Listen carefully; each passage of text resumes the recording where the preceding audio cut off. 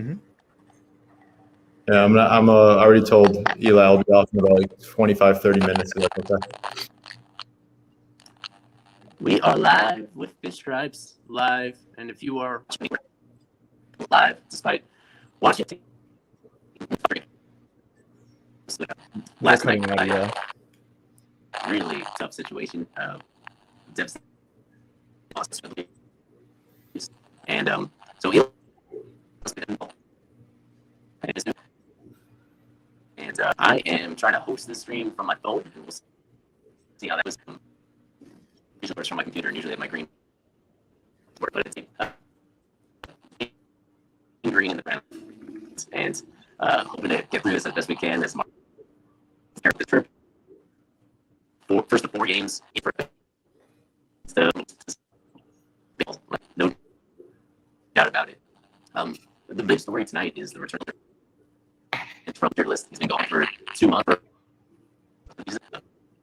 We're seeing Elias Hernandez, and Kevin, we'll just start with your thoughts on what we. It was awesome when healthy last year. Prior to that, but we know this entire season the Marlins have been like trying to fill out this rotation behind Trevor, Sandy, and we have a guy that we think has the potential to be a great number 4 starter. Well, you're cutting out a lot, so I don't really understand what you said, but I think you just told me to talk about Eliezer. This is a great addition to bring back to the team. Brings another starter who we know is a solid starter. He could be a number 3 or number 4. Most likely he'll be a number 4 just to see where he starts out. In his one game with the Marlins, he only had 3 strikeouts, 2 innings pitched, so not much there. But if you look at 2020, where he had a great season, I mean, this guy just blew up. He was great. He proved to everyone that he still belongs on this team. I had my doubts with him coming into last year, 2020, and he just proved everyone wrong. I mean, this is a guy who's going to help the team in a huge way, especially now that we're after a disappointing loss yesterday, 24-30. So Eliezer, I mean, he had a good season last year, 1-0, 3.16 ERA, 25 innings pitched, 21 hits given, 10 runs, 5 home runs, 34 strikeouts. Those are great stats for a number 3 to 4 pitcher on this rotation for the Miami Marlins, and it gives it strength too. So now we're only having 1 bullpen game, not 2.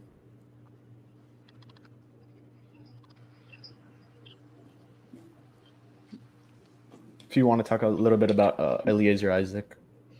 Yeah, man. Just like what you said, Eliezer, he's been a pleasant surprise. 2020 was his breakout year, I think. It was really a shame to lose him in the 3rd game of the season. I believe it was the 3rd game. He was looking good besides that, missed called strike, and then I think it was Renfroe who hit the ball out. But it's going to be definitely good for the rotation. It's not going to be all on Trevor and Sandy and Pablo. I think, in my opinion, Eliezer, he's like a 5-6 inning pitcher. Maybe, I don't know if I'd let him go the third time through the order, but it's definitely going to be great to have him in there and not rely on Cody Poteet as much. And I think it's going to be a huge addition to the rotation, especially this time of year. We're getting the dog days of summer, and so it's a big addition. Now we're just waiting on maybe a couple more rotation pieces, and it looks good. Yeah, and then when we look at the lineup tonight, Dickerson isn't in it. We have John Birdie in there tonight. No DH, so we're gone from the DH. That makes a huge impact for the team. We have a player like Cooper and Aguilar who are going to have to start splitting more time again at, first and DH and outfield with Cooper. So, I mean, it's going to be big for this series, especially. It's a team that's pretty weak. And one big name to look out on that team, I think, is Brian Hayes, a guy who is going to making a second, coming back from an injury. So, Yeah. What do you think about, Brian Hayes in this lineup we're going to see tonight? He's one of my favorite players, honestly, in all of Major League Baseball. He's a really exciting guy, and he comes back. He's reinstated today.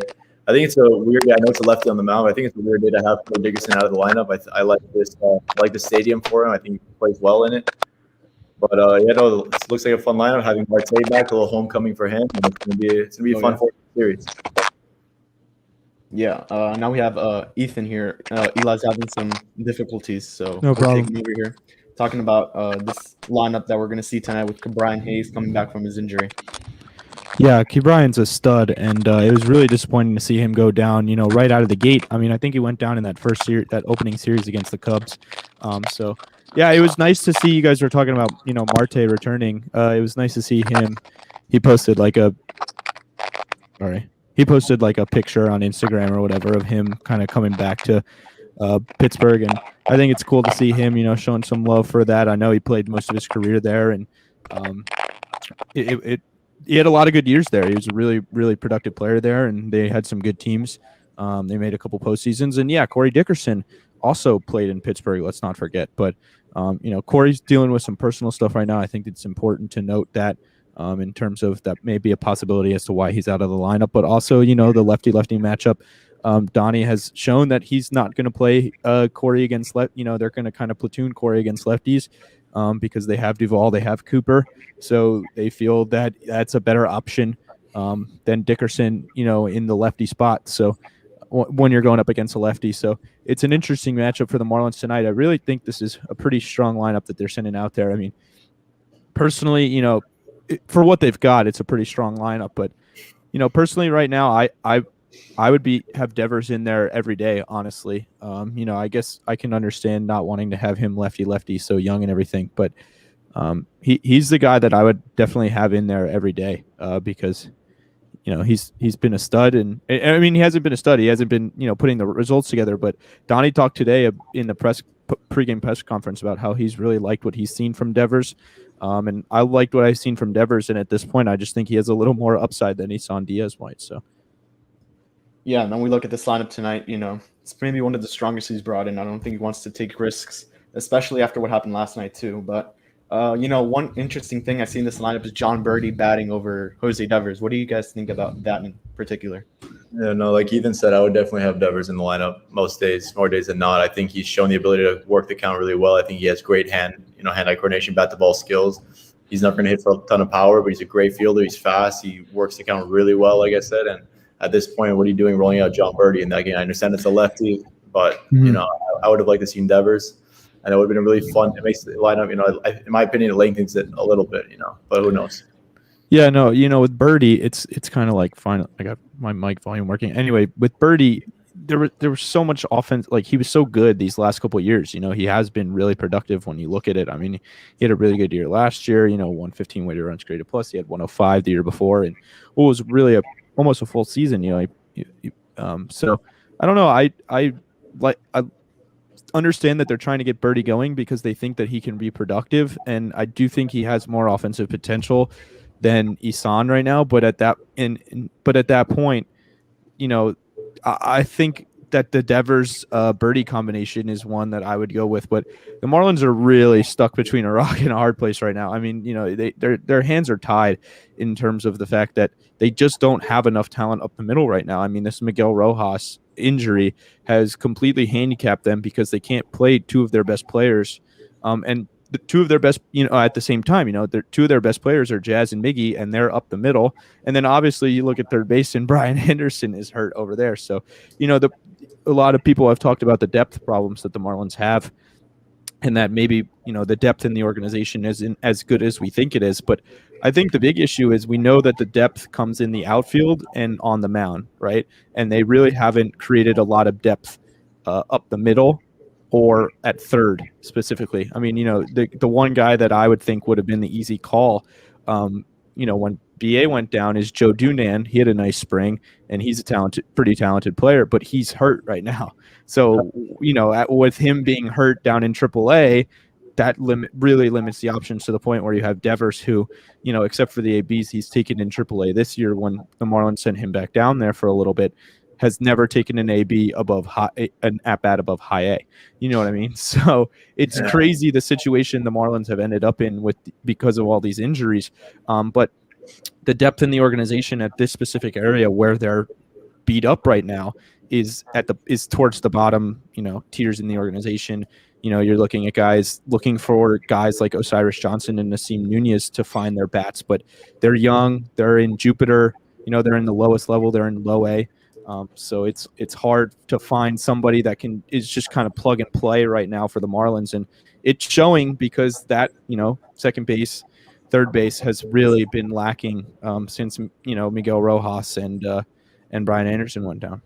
Yeah, it's definitely been exposed recently. It was honestly, on a personal note, it's a shame that Joe got injured. I played with him in high school at Gulliver, and that kid, I was in the dugout when he hit 8 straight home runs in a tournament in Arizona on 8 straight pitches. I don't know if you guys read about that in high school. And it would have been great to see him called up. Unfortunately, he's injured. I don't know how long he's out for. But yeah, I think we all talk about this great farm system. The infield is being exposed. What Osiris and Nassim with OPS is under 500 down in low A. It's a little worrisome. So I assume they make some sort of moves for that in the offseason because they can't continue like this. That's the thing, Isaac, is like, yes, they do have some guys that you look at as pretty good prospects down there, but they're not producing right now. So even if you want to make a surprise call up for one of those guys, because Nassim was with the team in spring training, and I mean he could play defense in the major leagues right now. He could play high quality defense in the major leagues right now. But he's not going to give you any better at bats than Isan or Devers or Birdie are giving you, certainly. So the talent at that area is just so far away in terms of the fact that we don't know what they really have, if they have any real major league talent, and it's at levels that you're not even going to touch right now. I don't think any of those guys are on the 40-man roster. So. And in the higher levels too, it's like that's where it's really double A, triple A, nothing. Yeah, they're in a bind, and the problem is that if they keep slipping, they have less reason to buy and less reason to trade for a competent middle infielder. At that point, you're just looking for competency, and there are probably going to be some pretty good names on the market when you look around, and there are some guys that you could take flyers on, and some sleepers around the league that you might be able to get at a pretty good price. But right now you're looking at it, and the Marlins are really stuck, and the lineups are going to keep looking like this because they have to unless Birdie finds it. They're going to have to keep running him out there a lot for sure. Yeah, it's frustrating for Marlins fans to hear that for sure. Even first base, Lewin hasn't exactly lit the world on fire, honestly. And all around the diamond besides third and short, you got to make something happen for sure. Yeah, for sure. I mean, this is an interesting team and an interesting season. I mean, we've had so many injuries, and this is maybe why we're having these kinds of talks with all these injuries. And someone that's coming back today, Eliezer Marte, came back just a couple of days ago, had a good series against Boston, had a good series against Toronto with a home run. And I wanted to touch with you, Ethan, since we never got your opinion on Eliezer's return and coming back. It's huge. I think it's huge for the Marlins. He was pretty productive last year, and more than the productivity of him is just the fact that they have a set rotation. They have a set 5-man rotation. I was talking about this. I asked Mattingly and Cody Poteet on the press conference today about this. This is the first time this year that they've had 5 guys locked into 5 spots at the top of the rotation. Because remember, when we started the season, 4, but they weren't sure about whether Sixto would be able to get ready, so they carried 4. They didn't have 5, at the beginning of the season. Then Castano was up and down, and then Eliezer gets hurt right out of the gate. He only made 1 start, right? He got removed from his first start. Yeah, so it's huge for the Marlins just from a mental standpoint and a consistency standpoint. This is what Mattingly talked about when I asked him. He just said they just need some consistency, and if they can find consistency from those 2 spots that were missing, right, when they had to go bullpen, and then Poteet kind of has recently locked down one of those spots, and we'll see how he does tomorrow. And then, now with Eliezer coming back, all of a sudden you finally have 5 guys. And I think Eliezer's a solid piece. I've talked about him as kind of being possible trade bait. But that's because he's a good pitcher, and we know about the Marlins pitching depth, right? It's the strength of the organization. And so, you talk about getting a middle infielder, Isaac. He's a guy that you could hang out there trying to get a middle infielder. But the fact of the matter is, just having him there, having a guy that can give you 5-6 innings every 5 days is huge for the bullpen, because the bullpen was so overworked at the beginning of the season. And now you can kind of take some pressure off of those guys. And it's also huge for the rotation as well, just to find some consistency and have the same guy running out there 5 days in a row. But the truth is, and I had a conversation about this on Twitter today, the truth is that if the offense doesn't score, if you're only scoring 2-3 runs a game, Eliezer can be as lights out as you want. It's not going to matter. You've seen it with Sandy a few times recently. We've seen it with Pablo all year long. It feels like last night, I didn't catch the game last night. I was out doing things, but Pablo, it seemed like he had a pretty good start, and then the bullpen comes back to bite him, and maybe the offense didn't conjure up enough runs. So it's it's tough, but it certainly does kind of settle things down a little bit to the point where you're not throwing a bullpen day every 5 days, and you can take some pressure off of those guys back there. Yeah, Yeah. regarding a possible trade, actually, in my opinion, they're going to have to, make a sort of, Zach Gallen type trade again for sure. They're going to need to do something like that. Whether it's Eliezer, I don't know how much he would, bring back, but maybe throw out like a Kyle Nicholas, or you throw out a, someone, not obviously not Edward or anything, but you're gonna have to make some sort of trade like that to get a guy like Jazz or someone who like a high offensive profile. Because boy, I don't know if anyone like after this year. Aguilar, Rojas, Marte, half the lineup is a free agent. I understand what do they think the lineup's going to look like next year? You can maybe plug in Jesus. You don't know how he's going to play in the big leagues. Yeah, maybe plug in Lewin. I don't know what they're planning on doing. Honestly, I've been thinking about this all year. And everyone's a free agent, but we'll see. I'm sure they're going to do something. Yeah, it's an interesting discussion, and maybe we're getting a little ahead of ourselves in May talking about next year, but now it's June. In June, talking about next year, but the Marlins, it does kind of feel like right now. Craig Mish tweeted about this last night. This is kind of the tipping point for the Marlins in terms of this next week, right? This is kind of going to make or break their season. Are they going to be on the fringes of contending? Are they going to be an interesting team? Are they going to keep fans around? Are they going to be able to say, hey, at the deadline, let's go out and get a bat and try and make a run, get a reliever, try and string some wins together? And they've got a really good chance to do it right now because they've got 4 against the Pirates and 3 against the Rockies coming up. And those are 2 teams that are in the cellars of their division. So these are 7 really winnable games coming up. You obviously have to go back to Boston, and that's tough. That's like that weird Mets game they had last year, where they had to make up a game and they had to fly on an off day. And so that is kind of putting them in a tough situation. That's the kind of game that went their way last year. We'll see if it goes their way this year. But this is really a big point in the season for the Marlins. It's definitely make or break in terms of if you go 5, let's say 5-3 in the next 8, right? Or you take 5 of 7 from the Rockies and Pirates, that can launch you back in. All of a sudden you're lingering at a game or 2 under 500, and that you can start stringing some wins together. And that's what Mattingly talked about today. Craig Mish brought up that question to him today, and he was just saying that we have to start stringing wins together, and having our rotation, with consistency from the rotation will help with that. And they got to find some consistency from the offense because, these are the teams that if you're the Marlins and you're starting to approach mediocre rather than being the cellar team that you've been for a long time, you used to be the team that everybody picked on and everybody said, we got to beat this team as a measure up. Well, now it's the Pirates. Now it's the Rockies that you got to go and beat. And so if the Marlins can do that, if they can take 5 of 7 from them, then it kind of relaunches their season, brings some life back into it. And we can start talking about making moves or what happens next year. And they do have a lot of big decisions to make. I mean, look at what Starling Marte has done just since his return. They have to bring that guy back. If you want your fans to believe that you're serious about winning, this is something we can already talk about and we can talk about for the rest of the season. If you want your fans to believe you're serious about winning, Starling Marte has to be in a Marlins uniform next year, because what he does for this lineup, it's completely different. The whole lineup, top to bottom, is completely different when he's in it.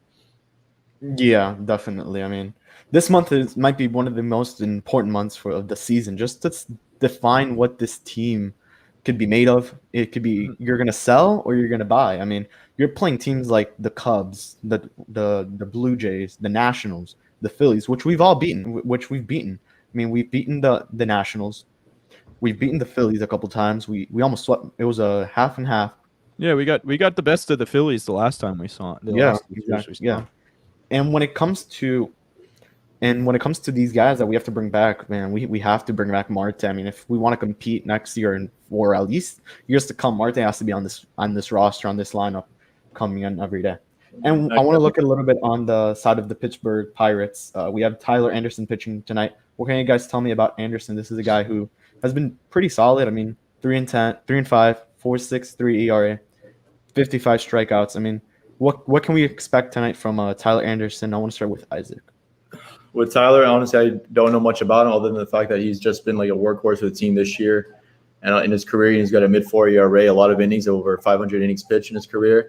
Not a huge strikeout guy, but racks him up pretty well for like a lefty of his, with his repertoire. But it seems like the type of pitcher that the Marlins have trouble with sometimes. Mm-hmm. But hopefully, like it won't happen in this ballpark. They seem to have more offense on the road always, especially in that bandbox in Buffalo that we played in the last 2 games. But we'll see. 31-year-old. We'll see how we do against him. Yeah, those soft tossing lefties for whatever reason. That Ryan Yarbrough guy down in Tampa just kills us. But this is a pitching staff that the Marlins need to take advantage of. You talk about the Pirates and how they're they have the first pick this coming year, and they're probably going to be in the top 5 next season. After this year, this is a team that's 5th from the bottom in ERA this year as a pitching staff, 4.83 ERA. For the team, let me look at their starter ERA right now. It's 20. Their starter ERA is this is not. Hold on, sorry. This is a pitching staff they need to take advantage of. They have the worst starting rotation ERA in the league at 5.45. I don't know exactly who they're going to see. I'm not going to pretend to know a lot about the pitchers on the Pittsburgh Pirates right now. This is certainly a team that you look at it and you say they have to beat them. At least you got to at least split the series. And really, you're looking at the fact that you got to take 3 or 4 from this team because they're just not that good. There's no other way to put it. You're looking at an offense that's bottom 5 in the league. I think they're second from the bottom in weighted runs created plus. It looks like. They're second from the bottom. And then the team that's last in weighted runs created plus is coming to town next week in the Colorado Rockies. So, again, it just goes back to the fact that the Marlins have this opportunity right now to really string some wins together. And it starts tonight in a ballpark where, the ball flies. And especially at left field, is left field kind of deep or is left field kind of short? There's that short porch. Yeah, left, but there's right. Yeah, there's the short porch and right, but the fence is pretty low and left. So, right. the opposite field approach that some of these hitters have really benefits them. And Starling Marte can hit in this ballpark. And I think Jazz, the short porch and right will certainly help him out in terms of being able to hit here. So this is a park where you got to take advantage. And hopefully the Marlins. This is a big one. You got to get some momentum going, get off this schneid. They're on a 5-game losing streak right now, and last night's game was a soul crusher. So you got to turn the page, and that's part of Major League Baseball is just turning the page, and we'll see if the Marlins are able to do that tonight. And that brings us up to something else regarding the closer situation. I wonder how much longer Yimi. In the closer, you want someone who doesn't get barreled as much, and when he has good stuff, but I think he really fits well in an 8th or 7th inning role here. I don't think you want to put Bass back in. That's going to be something else that they're going to have to explore if they happen to be buyers this offseason. So some bullpen help as well as the bullpen has been playing.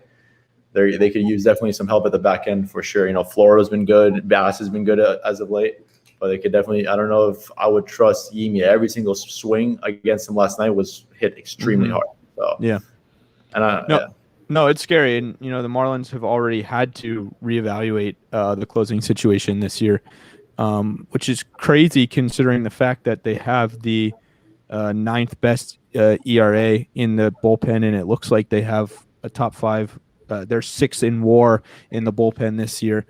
So you're looking at a bullpen we know it's been really good, and we know that it's been much, much improved from last year, and the organization did a nice job. But the one thing that they really haven't been able to lock down is the 9th inning. And you thought Yimi, I campaigned for Yimi to be the guy coming into the season, and he's had his moments. He's had some really, some games where he's worked out of some really tough situations, but he's also had some struggles as we saw last night.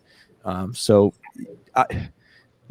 don't know if you guys feel this way, but I'm looking at Anthony Bender not allowing a run in 11.1 innings or whatever the number is now.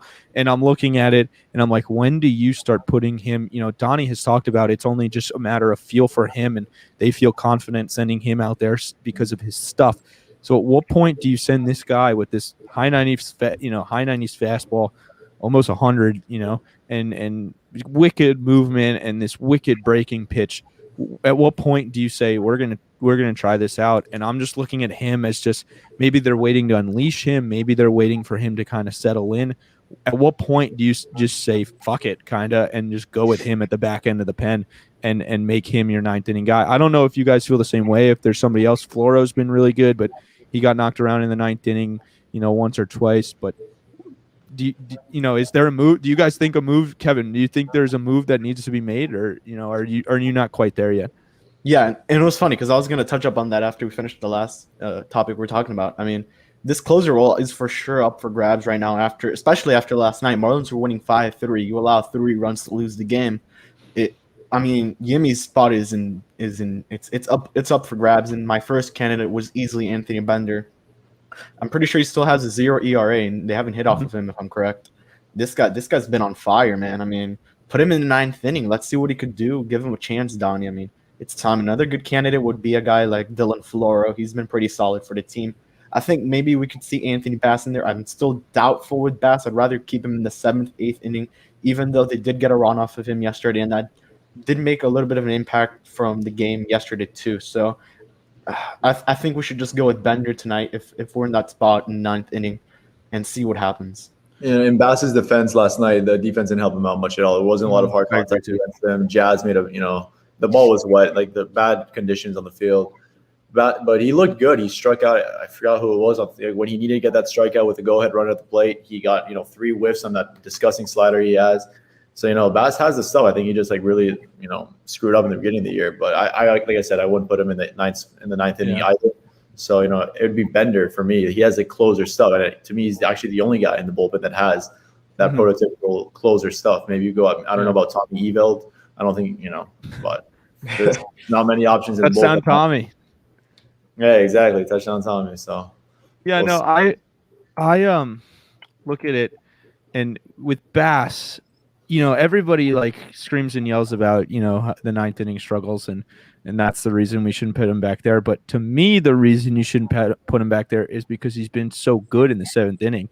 Like, he has looked really sharp in the 7th inning, and this new slider is really he's really settled in nicely into that role, and he's looked much more effective since he's been using that slider. But let me see, Yimmy's second blown save this year last night, and he's got 23 strikeouts in 22 innings. He's at 2.86 ERA, and then you look at Bender. He's only allowed 1 run. It wasn't an earned run, so he does still have that 0.0 ERA that you talked about, Kevin.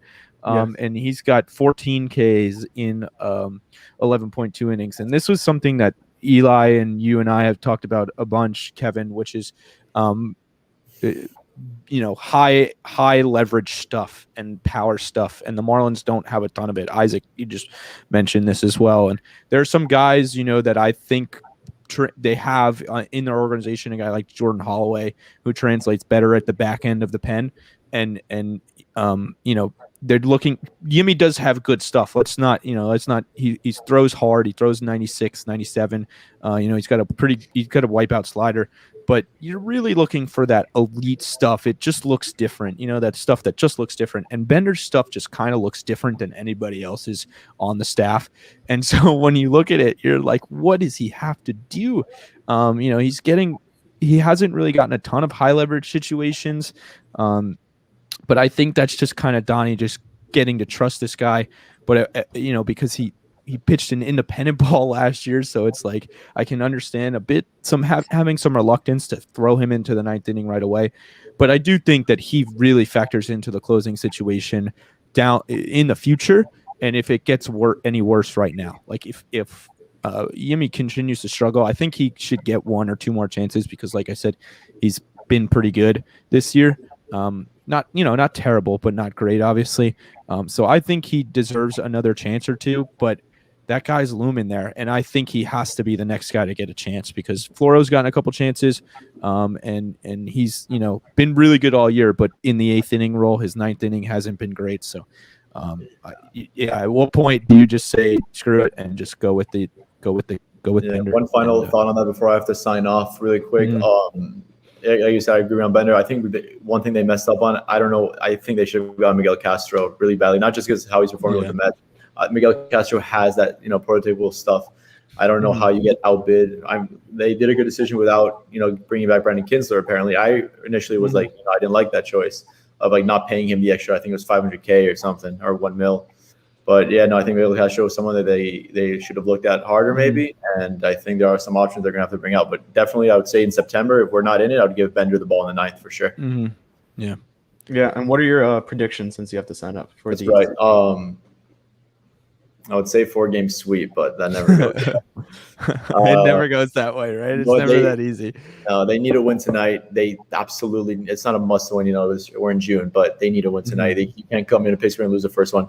I say they win these next 2. They lose. They somehow find a way to lose Trevor's start, or I believe Sandy's game 3. They'll win 3 out of 4, in my opinion. Maybe, hopefully, prove me wrong and sweep. Sounds good. Thanks, man. See you in the next one. Take it easy, guys. Man. Yeah, have a good one. Yeah, and I wanted to mention another possible closer candidate, which would be Richard Blair. He's been good. I mean, 2-0. He's had his moments in the game where they brought him in when not Bender, it was Bass. When Bass loaded the bases. Yeah, loaded the bases, struck out all 3 batters. This is a guy who I think he's been pretty much we haven't talked about him at all pretty much on these shows. Yeah. So it's another one we should be considering for sure. Yeah, no, Blair, sorry, couldn't really like get off the ground at the beginning of the year. He had some like weird up and downs, and we know how good he was. Sorry, how good he was last year. But he has settled in really nicely this year. I mean, I'm looking at 2, 4, 5. It seems like 7 of 8 scoreless appearances, and really you're looking at like dating back. There's 3, 5.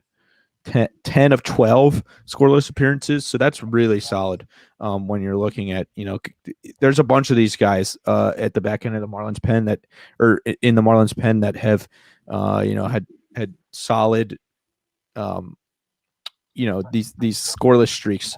0 walks is pretty crazy.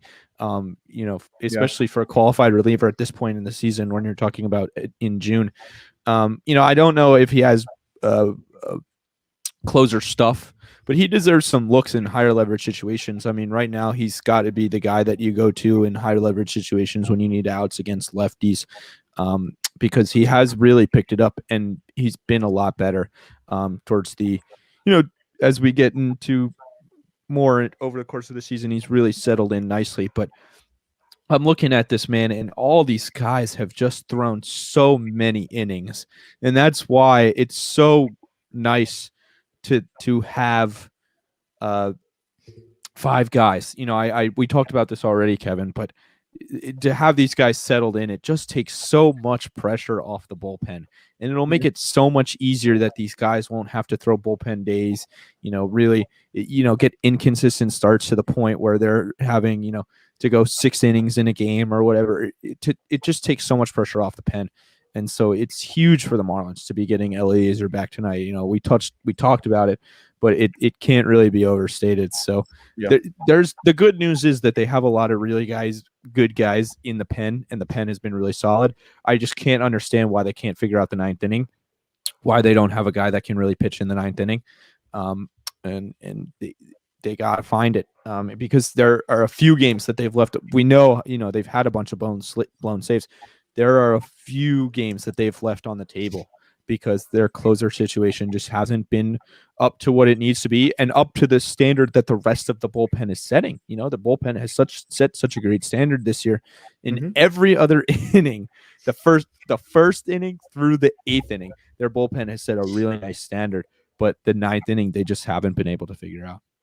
Yeah, and I think something else we should touch up on is that Lewis Brinson was sent down to the AAA. And Monte Harrison is on the injured list, if I'm correct. Oh, I didn't see that Monte got or moved he's injured. Or he's injured. I didn't see that Monte had gotten moved to the injured list or that he's hurt. That makes sense. The truth, he has been placed on the 7-day IL. Okay. He swung and I'm watching the video now. He swung and looked like maybe he pulled something. I don't know. He swung really hard. And just kind of walked off, and he got pulled from the game immediately after that swing. So doesn't look good for him there. He's on the 7-day IL. Hopefully he'll be back soon. But it makes sense that Princeton, is in AAA right now. There's not really any room on the roster for him. Because they have Marte, Dickerson, God damn it, Cooper and Duvall. So the outfield's set. They have all four of those guys out there healthy. So he would be the fifth outfielder, and there's just no room for him to get ABs. So at least let him get some ABs in AAA and get some feeling back. Obviously coming off the injured list as well from him. So the Marlins are. The outfield is looking pretty good right now. In terms of it's rounding into shape. Obviously, having Marte out there, I said this already. Talked about how the lineup is just better with him in it. It's just different, and having him in the outfield, it's different. I read that article at 538 published about the Marlins today, and they're like fifth in defensive WAR this year. Their defense has been outstanding, especially in the outfield. And Marte obviously contributes to so much to that. And just having one guy locked into center field is nice because they've had so many, Duvall's been in center, Duvall's been in left, Duvall's been in right, Cooper's been in left, Dickerson's been over, they've been moving so many guys around the outfield. But now to just kind of have it locked in where Dickerson most of the time is in left, Marte's in center, and then Cooper and Duvall are kind of, back and forth in right. To have that all settled in, just like the rotation is finally settled in, is really, really nice for the Marlins. Yeah, and especially once and this outfield for sure is maybe it's settled for now until maybe some moves happen or injuries. We hope not that doesn't happen, but if it does, well, we've seen that it's happened all year that they get right back in and look at what happened with Brian Anderson. I mean, he was there for a week or two, and he was right back on the IL. And they get Chaz and Marte back, and then Rojas goes down.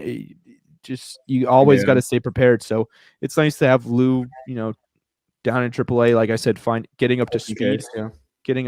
But I mean, the truth is that what are you really going to get from him up here anyway? Look at that stat that's on the screen right now. He has 17 minor league home runs and only 16 major league since he's been with the Marlins. So we know what he is. And so he's going to be going back and forth. And the Marlins will have to make do. But right now, they finally have that outfield kind of settled in back to where it was at opening day. They missed Marte for a month about. So the fact that he's back obviously just makes everything a little easier, for the whole lineup and for the outfield as well. So.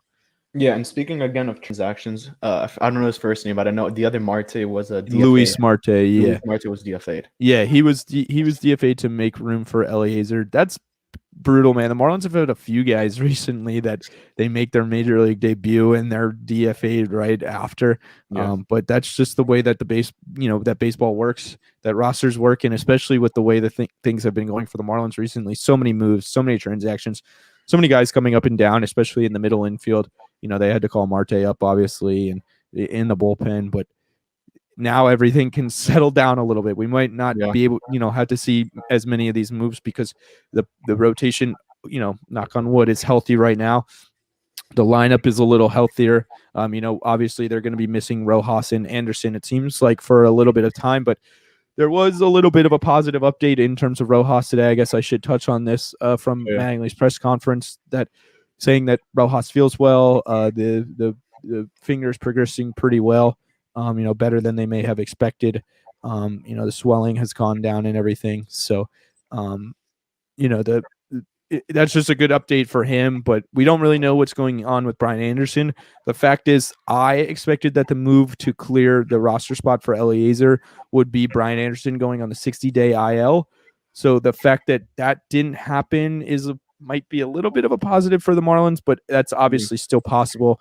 I'm sure that they're trying to figure out whether he needs surgery, because with this injury, I read about it when Fernando Tatis went down with his injury. He had the same shoulder subluxation.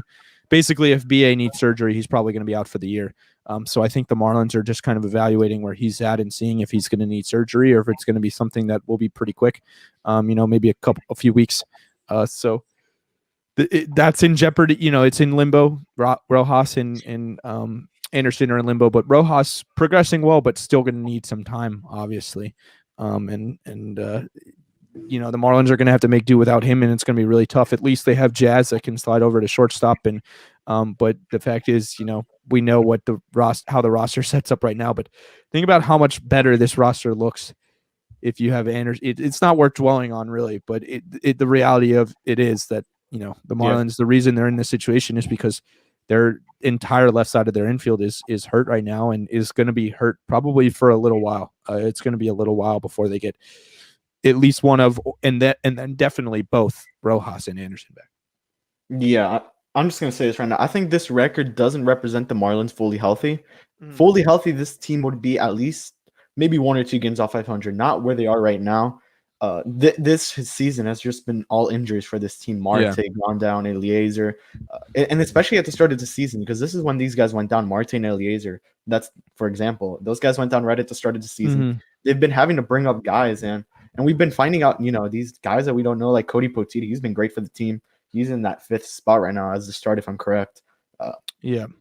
So it's really interesting, and honestly, this whole month is going to be extremely interesting to see what direction the Marlins take with this organization and this season in general, because this is still a very tight division. I mean, looking at it right now, the Marlins stand at 24-30, and they're only 6 games behind first placers. A lot of games yet to play. And looking at this, the Phillies are on top of them with 26-29. If Marlins could sweep, they would be 30 and they would be 28-30. So they would be at least in 3rd place, fighting for that 2nd place spot, which is very interesting. So we'll see what happens. And I do want to touch up on these guys that have came back from injury, like Marte and Alfaro. What have you thought mainly on Alfaro, since we've already talked about Marte? Well, Alfaro, he just provides a little more consistency than what they saw with the catcher, at the catcher position.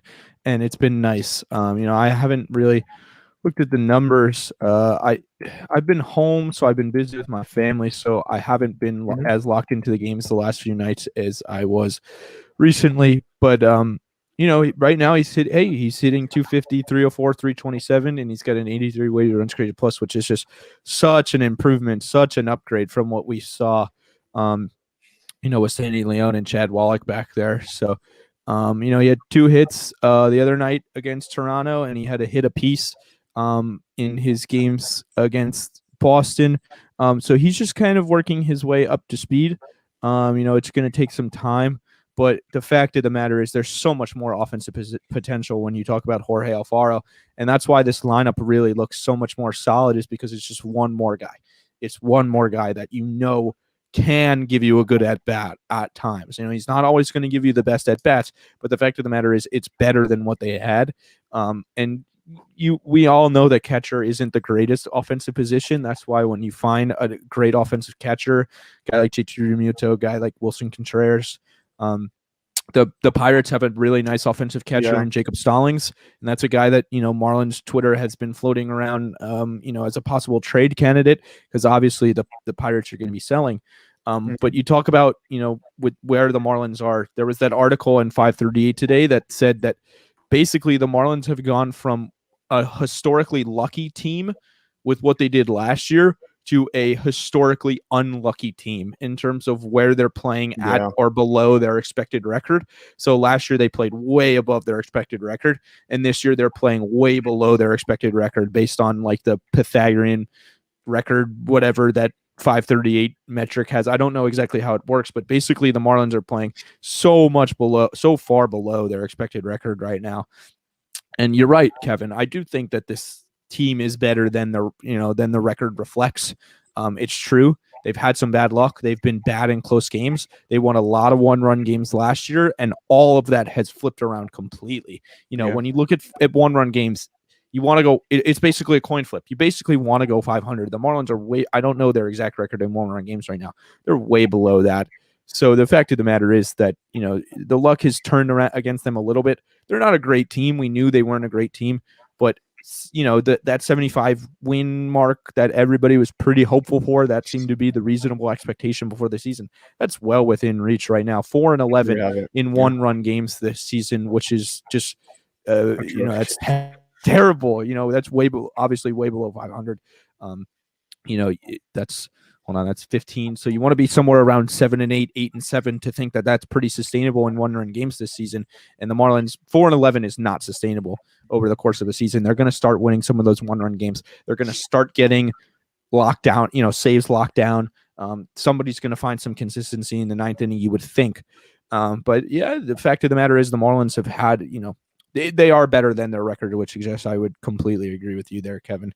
But having a guy back like Alfaro, having a guy back like Marte, that just lengthens the lineup just a little bit, especially Marte. We know what he brings to the lineup. So it's good to have Alfaro back because he's a guy that can be a difference because he's putting together good ABs late in games, and it lengthens that lineup a little bit to the point where you're looking at, a lineup that's 7 long instead of a lineup that's really 6 long, and that's better because at some points this year with the lineups the Marlins were throwing out with all the injuries, they were really, when you look at it, a 5-man lineup, whereas now you're looking more at like a 6-7 man lineup at the point where some of these guys are really struggling at the bottom of the lineup. Yeah, and quickly with Jacob Stallings, 132 at bats, 235 batting average, 4 home runs, 19 RBIs.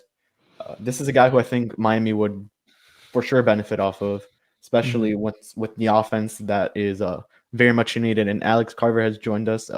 We talked about Eliezer. What are your thoughts on him coming back tonight? Yeah, obviously, huge boost. I'm just stopping in, guys. I know you're almost done, but stopping in to say, hey, obviously a big boost. I think Ethan asked it today to Don Mattingly. Obviously, it's like the first time all year that they've had a 5-man rotation. So how does that save the bullpen? What does that do for you? So, yeah, basically he just said, get away from that bullpen game. It's something you don't really have to worry about. So, obviously, that's really big. See what he can do. I want to see the changeup and how he's developing that pitch a little bit better. Obviously, he has a slider and a fastball, but I want to see the changeup a lot. See how the health holds up. Hopefully, he stays out there because he's needed right now. Alex, you're our minor league guy, as we know. Follow Fish on the Farm on Twitter for all of Alex's coverage. You're the minor league guy, so here we are, June 3rd, month into the minor league season tomorrow. Just real quick. Your kind of overall takeaway with what you've seen from the Marlins system this year, what's been positive, and then there's a guy I want to ask you about after that. But just the overall takeaway, what's been we know what the pitching depth is, but have you been surprised with the hitters? What have you, kind of taken away so far from a month into the minor league season? Man, I say that the most encouraging thing is the youngest guys in the system. Honestly, with the Jupiter Hammerheads, that team's been doing really well. They're in basically every game. They're scoring a ton of runs in a lot of games, and they're doing it in the old Florida State League, which is really hard to hit in. So that's a really good offense. They have had some guys move. They moved up Troy Johnston, who really did deserve that. He was hitting like... You guys have been talking about him like crazy. Yeah, I've been talking about him like years. Yeah. Hitting like 350, and he goes to Beloit, and he's still hitting well there. If you want to move up from that just as a whole... honestly, I think there's good and bad. There's been some injury problems. Jesus Sanchez had an injury scare. Now you have Monte Harrison that's out. So at the higher levels, you don't like to see that. Obviously, in addition to what the Marlins are going through, now you have it on the minor league side as well with the older guys that are closest. So you don't like that, but I think it's kind of been up and down at those levels. The lower levels are what's really been impressive, and then that double A level's kind of been a slow go, like maybe a slow start for those big prospects like Blade and Burdick. Whereas a lot of people thought, okay, they're going to come right out and mash. They haven't really done that. Burdick's gotten going a little bit. Blade looks like he is. So I'll wait and reserve judgment on that. Just the rust factor, right? Didn't play for a whole year, and then obviously these guys coming right out of a draft, but. Yeah, upper levels kind of been an up and down kind of thing, but the lower levels is what's impressive the most. And then one thing I want to ask you about before I get to Blade, because I was going to ask you about Blade. You mentioned Jupiter. What does JD Orr have to do to get a call up? I don't know, man. I was saying that a little bit, early this season. The guy's like 25 years old. You see guys like Johnston move up. I honestly, Ethan, what I think it is just that too many outfielders. Yeah. I mean, he only plays in the outfield. He can play all 3 outfield spots, but he only plays in the outfield. And look at the outfield in Beloit. Yeah. Look at the outfield in Pensacola, and where does he go? No, definitely. They did call him up to AAA to fill in as an emergency guy. That's kind of like, you don't like to see that they're calling guys up on an emergency. Wait, they did call him up today for Monte? They called him up earlier in the year. Oh, yeah. Yeah, as just like an emergency piece, and then sent him like right back down. You don't really like to see that because that kind of says that, okay, these are your filler guys. I think Orr could be more of a filler guy. So I hope once these outfield pieces start moving to Beloit, from Beloit to Pensacola, and from Pensacola to Jacksonville, you'll see JD Orr up for sure. And then the big one that I think this has been a hot topic on Twitter, certainly, and you're not worried about JJ Bleday, are you? I mean, you mentioned that he's been off to a slow start, and Burdick has been beating up, but JJ's been better the last 3 or 4 games. He's had a couple I think he's had 3 multi-hit games in a row or something. He's driven the ball out of the ballpark recently. He's been putting the ball in the gaps.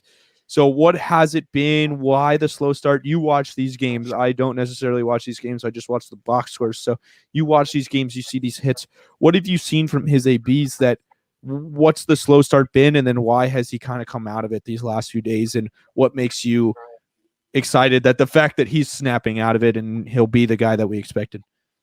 Yeah, man. Honestly, it's anytime. I don't care what prospect you are. If you're JJ Bleday or if you're Wander Franco, wherever you are, the first time you get challenged to upper levels of the minors, you're going to struggle, and it's going to be a slow go. And there's the missed season added in, right? They didn't play at all last year.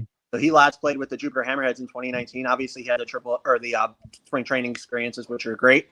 But he's playing at Double-A for the first time in his career. And honestly, what I think it is in terms of the difference now, in terms of where he was like last week or before.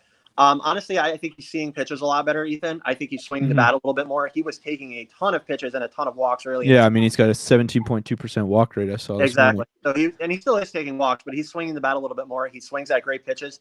Good, awesome lefty swing that you love. Good bat speed, good in the field. The guy's going to be fine, man. There's no reason. I know I see all the stuff you see on Twitter, but the guy's going to be fine. If there's one guy you don't have to worry about in the Marlins minor league system, it's JJ. Yeah. Let's just chill out. All right, Kevin, I want to, while we're on the minor league system topic, I know that you're also into the minor league system as well. So just a guy that's caught your eye since you've been watching the Marlins minors so far this year. Man, I think it's been Jesus. I know it's the common answer, but this guy's just been great. There's no other way to put it. This guy's been great. He deserves to call up right now. If it were to me, I would call him up. I know he had an injury scare, as he said. Monty's been solid. Leywin's been solid. He got the call up. So this has just been interesting. I know. I think Connor Scott has been one that's caught my eye in a way. Yeah, he's been solid for I think Beloit. That's where he is right now. Griffin Konai, another guy who's been solid. We brought him in last year in the VR trade. Just those guys in those bottom leagues that have very much impressed me. What's up with Victor Mesa Jr., Alex? Just real quick, how's he been doing? Yeah. Oh man, Victor Mesa Jr. had a 4-hit game last night, and that's the second there you go. career. I mean, he's been kind of it's been okay. I mean, it's mostly 1-hit games that he has. He gets the bat out and gets. I mean, some hard contact, some just seeing eye singles and stuff. So it's been kind of a mixed bag. But man, last night he had that 4-hit game. I think he had a double mixed in there as well. So yeah, man, been looking up for him and excited to see that. That's a guy that a lot of Marlins fans are excited about. Hitting 241 right now, 320 OBP, 379 slug, 94 weighted runs created plus. It's the same with, I remember his GCL start in 2019 where he just kind of got off to a slow start. He was putting together some 1-2 games, then he kind of started breaking out, showing some more power. But right now he's got a 10% walk rate and a 16% K rate, which is in today's day and age, a 16% K rate is outlandish. You don't see that very often, especially for such a young kid. So can definitely see why so many Marlins fans are excited about him. But just Alex, since this is the Fish Stripes Live, this is the pregame show for Marlins and Pirates. We've got about 4 minutes here. So your prediction, what do your overall thoughts on the series as the Marlins? We all know that they have to get going in this series against a team like the Pirates. Yeah, definitely. What is this, a 4-game series, I think? Yeah, so it is. This is where you want to see them start gaining ground again. Honestly, Ethan, I think, and it's still really early in the season, right? Honestly, I think if they don't take 3 out of 4 in this series, I'm not going to say they're out of it because they're not, but it's going to be harder. And you hear Mattingly talk about it today. Like, you want to win every time you go out, right? But you especially want to beat the teams that are worse than you. And the Pirates are definitely a worse team than the Marlins. So, yeah, you want to see at least 3 of 4. I'll say they get it in this series because this is not a great team with the Pittsburgh Pirates. So I'll say they go 3 of 4, maybe lose one of them. Kevin, I know you love the prediction section more than anybody. So, Yeah. what do you got tonight? I just want to know what your overall thoughts on what the Marlins need to do to take 3 or 4, and if you think they have the if they will. Yeah, they just have to take advantage on all these games, especially since this is as you mentioned, the worst ERA pitching rotation that there is in the MLB. I think they'll sweep. I'm really I want to say 3 or 4. Let's be realistic, 3 or 4. I think they'll lose the one on Friday with Poteet. Poteet's a great pitcher, but I just think it's the one that'll bite them back with Poteet. I think they'll win with Rogers, they'll win with Alcantara. Tonight might be a one that they might lose as well, but I'm gonna say 3 or 4. Yeah, the Pirates right now are 20-34. They have a .370 win percentage. They are second to last in the National League. The only reason they're not last is because the Diamondbacks have lost, I think, something like 13 or 14 games or whatever that is. Anyway, the Marlins have to get going, and I think that they've had these moments this year where we've said they have to get going, they have to beat these teams, and they have. Good credit to them. They have beat the teams that they've had to beat this year. They've had some games where they've struggled with a couple bad teams, but this is a team that they should be able to take care of with relative ease. The Pirates are the third worst team in Major League Baseball. They're 2-8 in their last 10. They're on a 3-game losing streak. They have they have the worst run differential in baseball at -83. The next worst is -62. So this is a team that is just getting rocked. From a pitching standpoint, they have the worst starter ERA in baseball. So this is a team that the Marlins have to take advantage of, and I think they will. So 7:04. Time to go watch, and I hope you guys enjoy the series. Hope Marlins can take 3 or 4.